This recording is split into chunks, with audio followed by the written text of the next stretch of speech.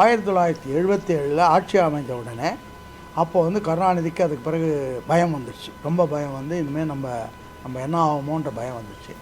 அதனுடைய விளைவு என்னன்னா, பட்நாயக், ஒரிசாவினுடைய பட்நாயக்கு போய் அவர்கிட்ட போய் அவரை மீடியமாக இவங்களை காம்ப்ரமைஸ் பண்ண சொல்லிட்டு எந்த பதவி வேணாலும் அவர் எடுத்துக்கிட்டோம், அவர் ஒன்று நம்ம ஒன்று எடுத்து கட்சியை இணைச்சிடலாம், கட்சி தனித்தனியாக வேணாம் அப்படின்னு சொன்னபோது பட்நாயக்கும் வந்து இவர்கிட்ட அப்ரோச் பண்ணுறாரு. அப்ரோச் பண்ணி சொல்கிறபோது முதல்ல சொல்கிற போது இவர் யோசனை பண்ணுறேன், அது பண்ணுறேன், இது பண்ணுறேன் மாதிரி ஒரு மாதிரி ஒத்துக்குற மாதிரி அளவுக்கு பேசினார் முதல்ல. அதுக்கு பிறகு மறுநாள் அதை பற்றி பேசுவோன்னு சொல்லிவிட்டு மறுநாள் எங்கள் இயக்கத்தில் யாரும் ஒத்துக்கோல, நான் அந்த உடன்படிக்கைக்கு வரமாட்டேன் அப்படின்னு சொன்னது தான் உண்மை. இதெல்லாம் மாற்றி ஏன் இப்படியெல்லாம் பொய் சொல்கிறாரு துரைமுருகன்? அளவுக்கு அதிகமாக பொய் சொல்லி இப்படியே காலம்பூரா இப்படி தான் சொல்கிறார். எப்போ பார்த்தாலும் பொய் சொல்கிறதுன்றது அவருடைய உடம்போட பிறந்த ஒரு வழக்கமாகவே போயிடுச்சு. அதனால் அவர்கிட்ட இந்த உண்மையை எதிர்பார்க்க முடியாது. திமுக காரங்க திராவிட முன்னேற்ற கழகத்தில் இருக்கக்கூடியவங்க ஐஸ் பொட்டியில் வச்சுருக்காரு அப்படின்னு சொல்லி இவங்க திராவிட முன்னேற்ற கழகத்தினுடைய பத்திரிகையில் எல்லாம் எழுதினாங்க, முரசொலியில் எழுதினாங்க. சினிமா அதில் எக்ஸ்பர்ட்ஸ் எல்லாம் சேர்ந்து அது ஒரு சின்ன ஒரு பிட்டு, ஒரு கிட்டத்தட்ட ஒரு 5 மணித்துளிகள் புரட்சி தலைவர் அங்கே சரியாக இருக்காங்கன்றது போட்டு அதை அங்கே அனுப்பிச்சாங்க. அது ரவுண்டு எல்லாம் போச்சு. ஆகவே இவங்க சொல்கிறது எல்லாம் உண்மைக்கு மாறான செய்தி என்பது நிரூபிக்கப்பட்டது. ஏன்னா அப்போ சரணை இழந்து இருந்தார், அது இன்னொரு 2 days எக்ஸ்டெண்ட் ஆகியிருந்தால் எப்படி, அது அர்த்தமே கிடையாது. அவருக்கு ஜோக்ஸ் பண்ணுறதுல நகைச்சுவை மன்னன் என்று அவருக்கு டைட்டில் கொடுத்தா அது சரியாக இருக்கும். அதனால் அவரை பேசியதை பற்றி சீரியஸாக எடுத்துக்கிட்டால் நம்ம தான் முட்டாள்கள் ஆகிடுவோம்.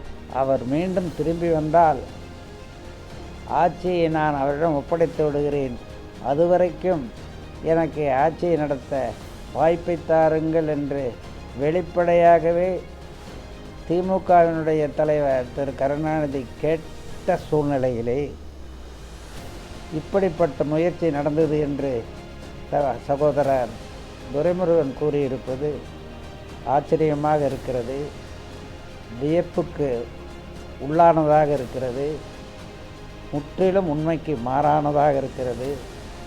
நான் பொன்மனச்செம்மலோடு உடனிருந்தவன். டாக்டர் ஹாண்டே அவர்களும் அந்த காலகட்டத்தில் ஒரு 4 மாத காலம் அவர் உடல்நலக் குறைவாக இருந்தபோது உடனேயே இருந்தவர். இது ஒரு அப்பட்டமான பொய்.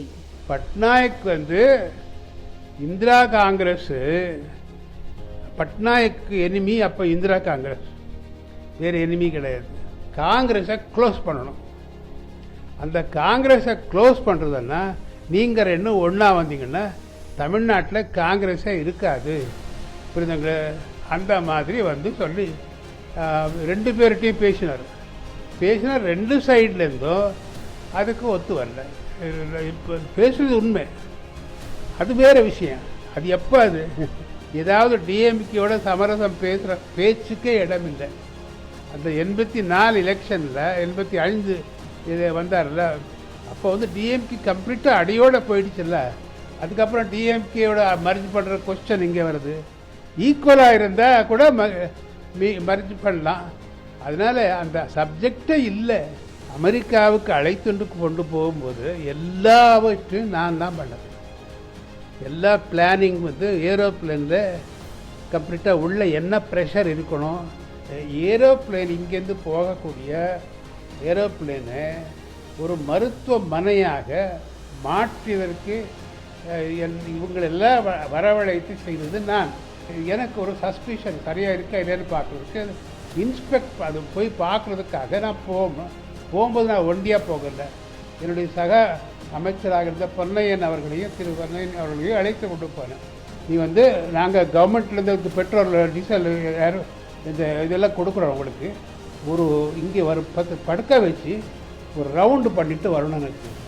ஸோ ஒரு செக்யூரிட்டி அந்த படுக்கையில் படுக்க வச்சு ஒரு ரவுண்டு அப்படியே பண்ணி திருப்பி அது லேண்ட் ஆகும்போது அவன் அப்படியே கீழே விழுந்துட்டான். நான் இது விட பொன்னையன் எப்படி டாக்டர் இது உங்களுக்கு ஸ்ட்ரைக் ஆச்சு, எப்படி டாக்டர், அது வந்து இப்போ நம்ம லக்கு. அது அது என்னுடைய அதிருஷ்டம். இல்லைன்னா நான் அந்த மாட்டின்னு இருப்பேன்ல, அதுக்காக சொல்கிறேன். அந்த மாதிரி எல்லாம் பண்ணி அப்பொழுது அவருக்கு சொரணை இல்லை தலைவருக்கு. எம்ஜிஆர் அப்ரோச் பண்ணாருன்றதும் பொய். கருணாநிதி தான் அப்ரோச், அவருக்கு தான் ஒரு தேவை இருந்தது, எம்ஜிஆருக்கு அது தேவை இல்லை. அவர் தான் ஆட்சி பீடத்தில் ஓகோன்னு அவர் இன்னும் அமெரிக்காவில் இருந்துகிட்டே இங்கே ஜெயிச்சார். அதுக்கு பிறகு அவருக்கு என்ன தேவை இருக்குது? இந்த தேவையே கிடையாது. அதனால் ஆட்சி அந்த இது பூராவும் சாதாரண சராசரியாக கேட்குறவங்களுக்கு கூட இது யாரும் நம்ப மாட்டாங்க. புரூக்லின் ஹாஸ்பிட்டலில் எல்லாம் ட்ரீட்மெண்ட் பண்ணி அப்புறம் சரியாக வந்தார். இங்கே வருது கையெல்லாம் சார் அந்த பெரிய இந்த கால்ஃப் கிரவுண்டில் பெரிய கூட்டத்தில் அது முடிஞ்சு போச்சு. 87 கொஞ்சம் கொஞ்சமாக உடம்பு நல்லா குறைய ஆரம்பிச்சிருக்கு. திருப்பி மீண்டும் கொஞ்சம் கொஞ்சமாக குறைய ஆரம்பிச்சிது. அதில் லாஸ்ட் 2 days அவருக்கு அங்கே அவருடைய வீட்டிலே அவர் வீட்டிலே இருந்தார். அந்த வீட்டிலே இருந்து வெளியே வரல 2 days. அதில் திடீர்னு போயிட்டு அப்போ சொரணை இல்லை. ஸோ அதனால் இன்னும் 2 நாள் இருந்திருந்தா இவரை சொல்கிறதுக்கு எந்த விதமான ஒரு அர்த்தமே இல்லை.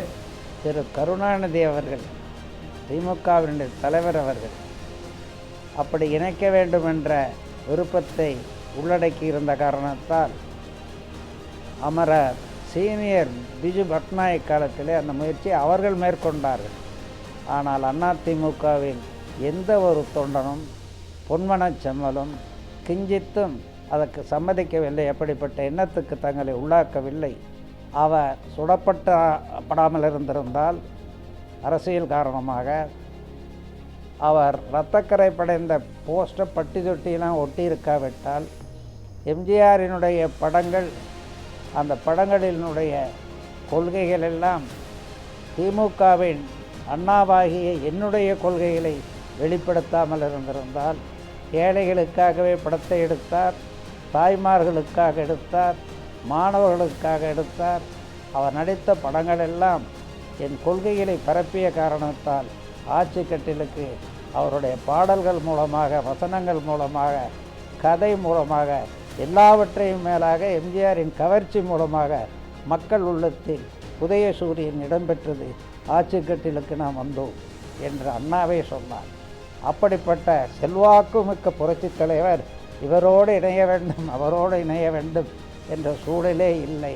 திமுகவை பொறுத்த வரைக்கும் துரைமுருகன் ஒரு பெரும்பான்மை சமுதாயத்தைச் சேர்ந்தவர்.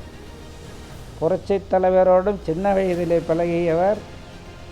திரு கருணாநிதிக்கு மிகவும் நெருக்கமானவர். ஆனால் திமுகவிலே என்ன நடந்திருக்கிறது? சீனியர் மோஸ்ட் பாலிட்டிஷியன் என்ற முறையிலே துரைமுருகன் இருக்கிறார். பெரிய சமுதாயத்தின் பிரதிநிதியாக துரைமுருகன் இருக்கிறார். அப்படி இருக்கின்ற நேரத்தில் குடும்ப அரசியலை நடத்தி கொண்டிருக்கிற திமுக, கருணாநிதி குடும்பம் அவருடைய மகன் ஸ்டாலினை முதலமைச்சராக்கிறது. ஸ்டாலினுடைய மகன் உதயநிதியை டெபுட்டி சீஃப் மினிஸ்டர் ஆக்கிறது. ஆனால் அந்த கட்சியிலேயே சீனியர் மோஸ்ட் எக்ஸ்பீரியன்ஸ் அட்வொகேட், திறமைசாலி, அவரை மறந்துவிட்டார்கள். மிக தவறான தகவலை திரு துரைமுருகன் அவர்கள் வெளிப்படுத்தி இருக்கிறார். திரு பிஜு பட்நாயக் அவர்கள் மூலமாக பேச்சுவார்த்தை நடந்தது உண்மை. அதில் புரட்சி தலைவர் எம்ஜிஆர் அவர்களே முதலமைச்சராக தொடர்வார் என்றுதான் பேசப்பட்டது. ஆனால் கலைஞர் ஏதோ அந்த திட்டத்துக்கு மறுப்பு சொல்லிட்டார் என்று துரைமுருகன் சொல்றார். அது தவறு. அதிமுக தொண்டர்கள் இந்த இணைப்பை ஏற்றுக்கொள்ளல. இப்படி பேசிக்கொண்டு இருக்கிறார்கள் என்கிற தகவல் பரவிய உடனே வேலூர்னு நினைக்கிறேன், அங்க கட்சியினுடைய 2ஆம் கட்ட தலைவர்கள் ஒரு மிகப்பெரிய பொதுக்கூட்டத்துக்கு ஏற்பாடு செஞ்சாங்க. தமிழகம் முழுக்க அதிமுக தொண்டர்கள் மத்தியில எக்காரணத்தை கொண்டும் நாம திமுகவோட இணையக்கூடாது என்கிற வலுவான கோரிக்கை எழுப்பப்பட்டது. அதை ஏற்றுக்கொண்டு, ஏன்னா புரட்சி தலைவர் எம்ஜிஆரை பொறுத்த வரைக்கும் கொடி பிடிக்கிற தொண்டன் முடிவெடுப்பான், அந்த தொண்டர்களின் முடிவை அவர் ஏற்றுக்கொண்டு பிஜு பட்நாயக் அவர்களிடத்துல எம்ஜிஆர் அவர்கள் அதை மறுத்து விட்டார்.